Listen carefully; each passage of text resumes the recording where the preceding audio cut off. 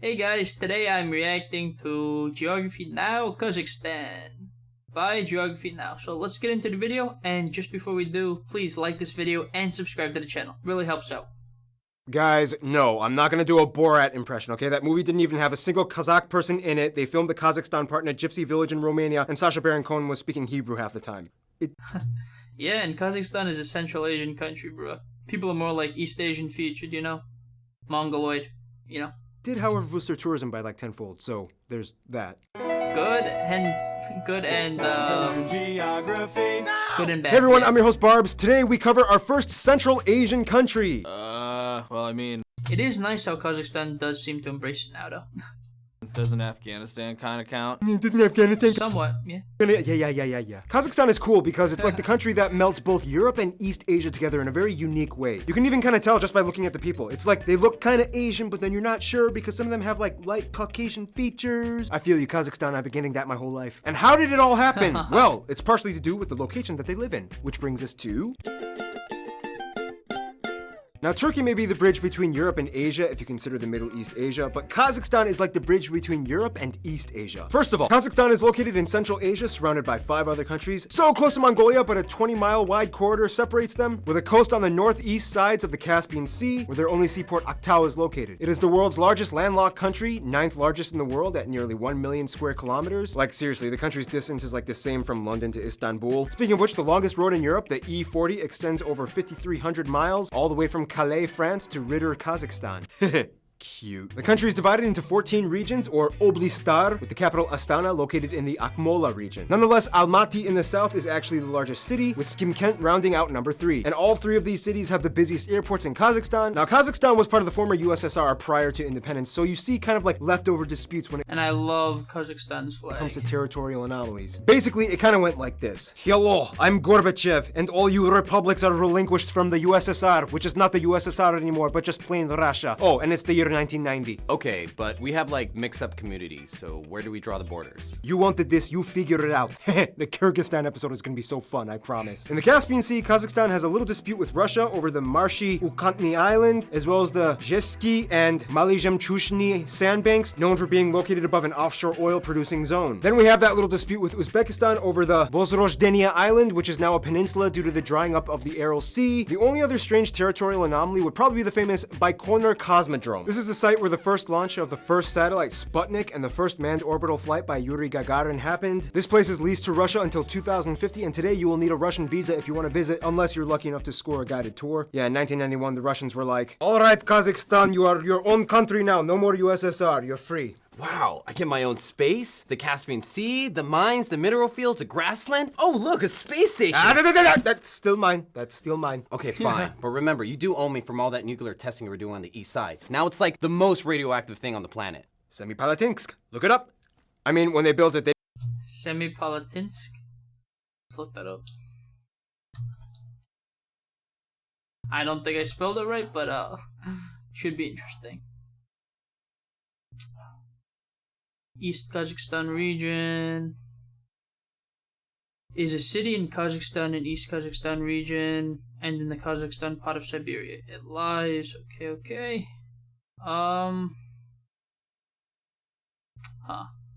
The first Russian settlement in the area dates from 1718. Is there anything about, okay, yeah. So in 1949, the Soviet atomic bomb program selected a site on the steppe west of the city as the location for its weapons testing. For decades, Kurchatov, the secret city at the heart of the test range named for Igor Kurchatov, father of the Soviet atomic bomb, was home to many of the brightest stars of Soviet weapons science. The Soviet Union operated the Semipalatinsk test site, SDS, from the first explosion in 1949 until 1989. 456 nuclear tests, including 340 underground and 116 atmospheric tests, took place there. Semey has suffered serious environmental and health effects from the time of its atomic prosperity. Nuclear fallout from the atmospheric tests and uncontrolled exposure of the workers, most of whom lived in the city, have resulted in high rates of cancer, childhood leukemia, erectile dysfunction, and birth defects among the residents of Semey and neighboring villages. Damn. Yeah, Semey is said to have a more Russian character than other sites in Kazakhstan. A very nuclear character. Yeah. In 2007, they unanimously voted in favor of changing the name of the city to Semey because of the extensive atomic testing, which made a negative association, I guess. Interesting as well, I will really say. They didn't realize Kazakhstan would eventually secede, so yeah. Nonetheless, there are over 27,000 when they built it. Now it's like the most radioactive thing on the planet. Semipalatinsk. Look it up. I mean, when they built it, they didn't realize Kazakhstan would eventually secede, so yeah. Nonetheless, there are over 27,000 ancient monuments throughout Kazakhstan. Places of interest might include things like the Monument of Independence, the Pyramid of Peace and Harmony, the Issyk Burial Mound with the Golden Man, the Soyuz 11 Memorial, Khan Shatar, the tallest tent in the world, Bayterak Tower, That's pretty cool.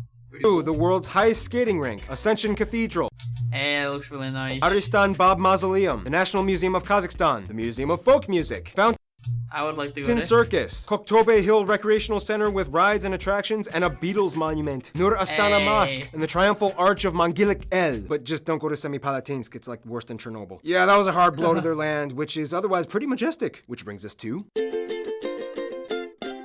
Kazakhstan's landscape is kind of like an alternate universe Twilight Zone version of Mongolia. It's like kind of similar, but there's something a little off. First of all, the country is generally flat with massive steppes and plains like the Caspian Depression, the Turgai Valley, and the Kazakh uplands, which compose the majority of the country's land makeup. In the east and southeast, you get the mountains along the Altai and Tian Shan ranges, the highest mountain being Khan Tengri, which again is like the Roraima of Central Asia as it acts as a tri-point border between them, China, and Kyrgyzstan. I don't know why China even bothered with it though. It's like, come on, you already have like half of Mount Everest. Why take parts of other countries' tallest peaks? I know, right? Otherwise, numerous rivers cross the country, the longest one being the Irtysh River, which flows through the northeast, shared with Russia and China, dangerously close to the radioactive fallout from Seems like big countries like Russia and China always want more land.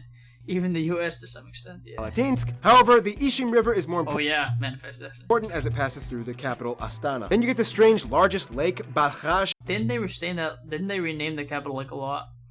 Like Astana. And they had another name before it as well. because the western half of it is freshwater and the east is saltwater. Strange, huh? And that's not even half the strange. Then you have things like the Valley of Balls, Valley. with strange spherical eroded boulders averaging around 3 to 4 meters wide. You have this strange submerged That forest, looks cool. Tamgali Gorge, Chardon Canyon, and the most notable natural landmark, the Drying Aral Sea. It was made by diverting water in the former Soviet I remember learning about the ROC in school. times, Yeah. and now you can see a strange post-apocalyptic setting with rusting abandoned ships and sea vessels in a dry grassland as Bactrian camels graze quietly in the distance. By the way, if you're part of an alternative rock band, this is like the perfect place to make a location shoot for an album cover. Anyway, Kazakhstan is loaded with natural resources. About 100 of the elements on the periodic table can be found mined in Kazakhstan. They take 12th place in oil reserves, and they are in the top 20 of gas reserves, most of which center around the 970 square mile Tengiz oil field, which is one of the largest in the world, making it the country's largest export oil, which in return makes them the largest economy in Central Asia, as they hold about 60% of the entire region's GDP. Wildlife is actually quite prevalent. Hopefully they can transition away from oil, and use that money for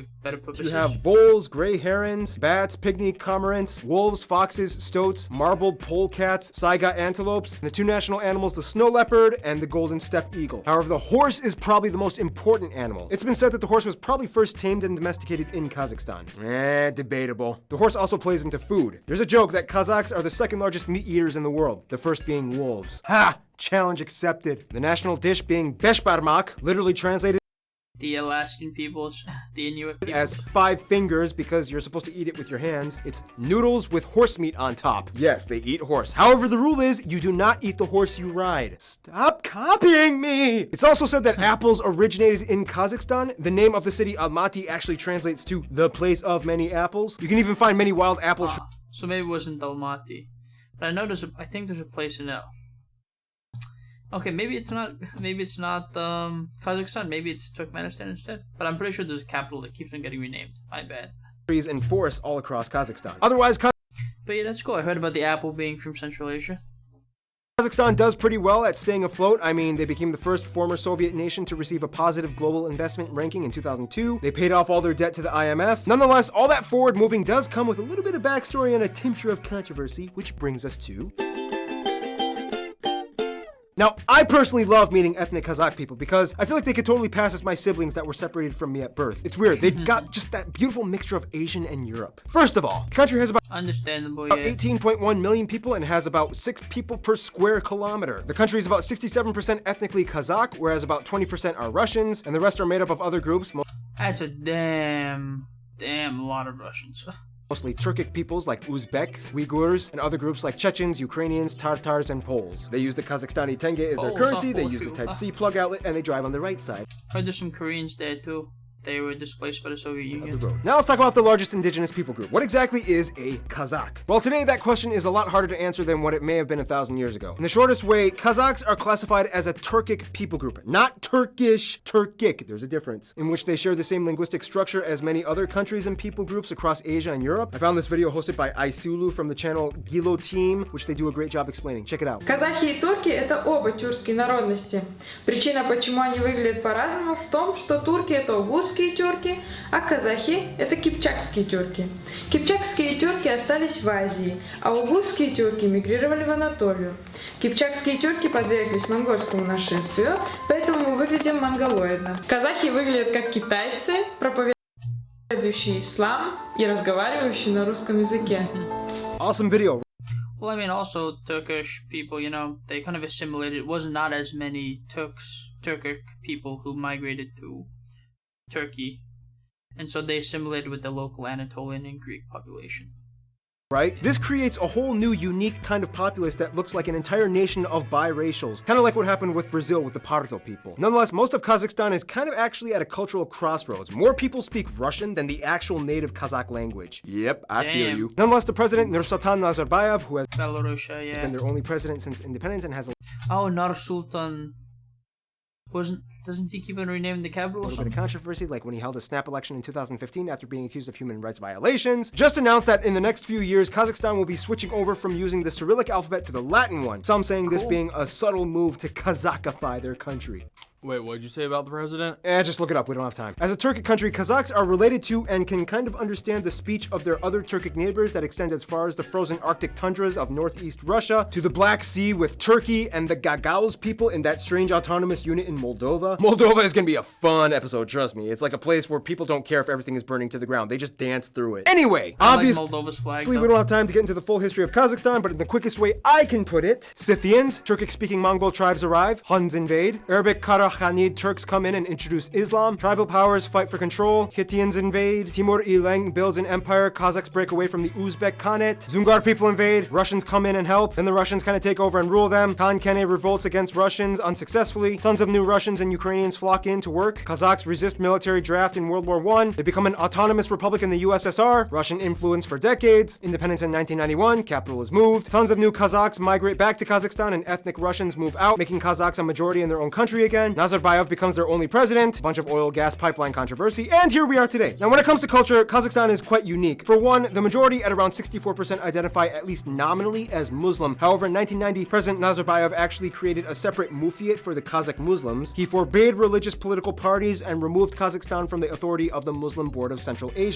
Amazing. This decreed Kazakhstan as a secular state, even though the government kind of puts strict control on all religious communities. This makes Kazakhstan the only Central Asian country whose constitution does not assign special status to Islam. And apart from certain areas with mosques, you wouldn't even really notice it too much, especially in the booming cities. This is because Kazakhstan's culture is way more Turkic and Mongol derived than stereotypical Middle East Arab Muslim derived. There are people of wanderers, nomads, some people even still live in yurts in the countryside. Oh geez, really? Again? During celebrations you can see people wearing traditional costumes, playing traditional steppe folk music. By the way, they celebrate 3 different New Years: Gregorian, Nariz spring equinox, and the Julian calendar. They have so many horse-related festivals and games like Pick Up the Napkin, Too bad they aren't Tibetan Buddhists, just like Mongolia, Tibet or something. and Steal the Woman on a Horse, and if you can't, she gets to beat you with a whip game. Aside from all that, Kazakhs are known for excelling in sports like weightlifting, cycling, and ice hockey. Some notable people from Kazakhstan might include people like cyclist Alexandre Vinokurov, Sabina Altinbekova, Timur Bekmambetov, Gennady Golovkin, Denis Ten, Abay Kunanbayuli, Ken Alibek, Abilay Khan, Olja Suleimanov, Marat Zhlambayev, and Shukrat Mitalipov. At least those are the people you guys, the Kazakh geography peeps, mentioned to me. I literally literally have no idea who most of those people are. So basically, with Kazakhstan, you get this strange land of East Asian, European, mixed kind of non-really Muslim people that speak Russian that love to ride and eat horses. Yeah, sounds like people I'd hang with. And let's find out who else thinks the same in...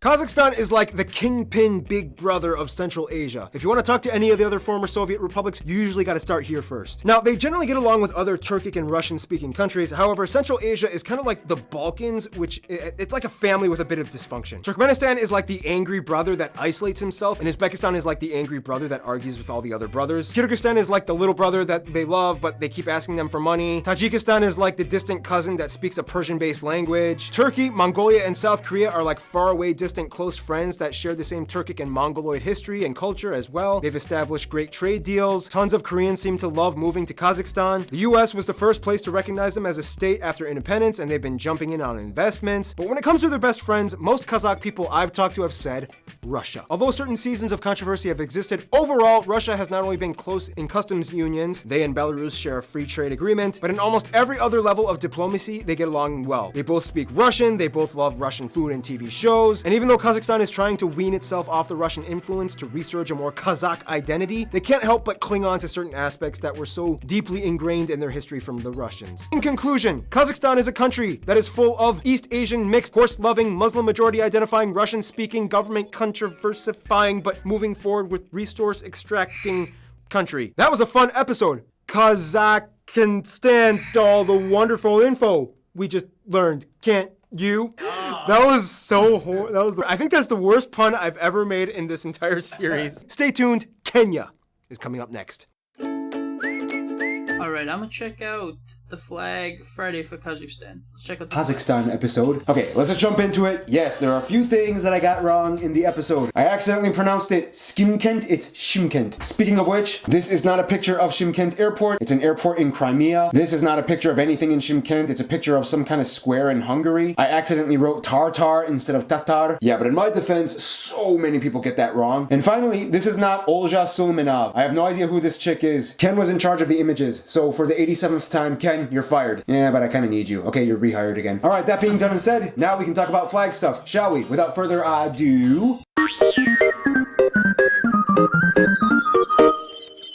All right, Kazakhstan. Now, right off the bat, I knew for sure that there are going to be two things in the comment section. Obvious, copious amounts of Borat references and arguments about Nursultan Nazarbayev. So, yeah. Anyway, the flag. The flag has a sky blue really cool blue field with a gold sun containing 32 rays above a golden steppe eagle. The left, or Hoi side, shows the koshar muiz, a traditional Kazakh pattern inspired off of a ram's horns. According to my research, there's no specific significance behind the number 32, they just thought it kind of looked cool. Blue is a significant color to the Turkic peoples of the country as it symbolizes ethnic unity, the endless sky, and water. The sun stands for a source of life and energy, as well as wealth and plenitude, which is why the rays are shaped like grain to signify abundance and prosperity. And finally, the eagle represents freedom, power, and the flight to the future. The colors blue and gold were inherited from the former Soviet flag that they were under during Soviet times, obviously, just minus the red. Prior to that, they were under two other former Soviet flags in early Soviet years. Prior to that, they were under the Alash autonomy flag, which was basically the same thing as Turkey's flag. And prior to that, there was a bunch of separating in certain areas, but the most prevalent flag that they used was the Kazakh Khanate flag. The Kazakh Khanate was basically a successor to the Golden Horde, which was basically the northern sector of the Mongol Empire. Anyway, the coat of arms, which is not a coat of arms. Oh, that's a really cool coat of arms. It's an emblem. The emblem contains a pattern that depicts the shanirak, or the upper dome ceiling section of a yurt, the tent-like living unit that the nomadic peoples lived in a long time ago. This is meant to symbolize family, peace, and calmness. Flanked on each side are the tulpar, which are mythical winged horses, which represent bravery, and the circular pattern of the emblem signifies life and eternity. Finally, underneath everything on the golden banner in Cyrillic is written Kazakhstan. So that just about does it. Kazakhstan Maybe they'll change that to Latin script eventually. Sure loves its gold, which, by the way, to some small extent is also mined in Kazakhstan. Alright, so you know what that means? Geograph fan mail time! So alright, that was a great video. Yeah, let's check out some of the comments for the video. And please like this video and subscribe. Let's see some of the comments for Kazakhstan. Oh no, wrong video, my bad. Yeah, okay. And let's increase the font size. Alright. I cannot read a lot of these comments. The Kazakh flag is one of the most beautiful. Very, very much agreed. Yeah. Blue and yellow is a favorite color combo. Kazakhstan was the last country to leave USSR, so technically Kazakhstan was the USSR at some point. Yeah. Yeah, they controlled the full USSR for like 4 days before people voted it out of existence. I love my Kazakh brothers and sisters. I'm from Kazakhstan, and this is the closest to accurate video about Kazakhstan by non-Kazakh people. Good job, guys. Yeah. Haha. We love Kazakhstan because the amazing singer Dimash Kudaibergen. Greetings from Chile. Love Kazakhstan from Brazil. Perfectly, but you have a mistake. The independence of Kazakhstan was first recognized not by the United States. Someone says it's Turkey instead. Interesting. Interesting country, Kazakhstan. Greetings from Uzbekistan. I know Uzbekistan has a great culture and good food too. I'm half Japanese / English. When in the UK, I get asked where I'm originally from. Ugh, that's annoying. When in Japan, I get asked where I'm originally from. But repeatedly throughout my life, I've been approached by the friendliest Kazakh people asking if I'm Kazakh. It's nice to feel claimed by someone, even if I'm not. Haha. Who knows, maybe you are on a spiritual level. Me too, I'm Filipino, Japanese, Chinese. It's surprising to be actually Kazakh, I never knew. Haha, I relate. I'm a Brit born Chinese. In Hong Kong, they say I'm a Brit. In Britain, they call me foreign. A bunch of Russians said me and my dad were from Kazakhstan, though. Interesting.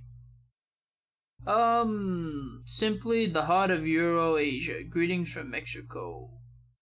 I'm off to Kazakhstan in a few days, so I had to watch this. Thanks for the great info. Yeah, this was a pretty damn cool video. Very much enjoyed it. And if you enjoyed my reaction, please like this video and subscribe to the channel. Thank you so much for watching, and bye bye.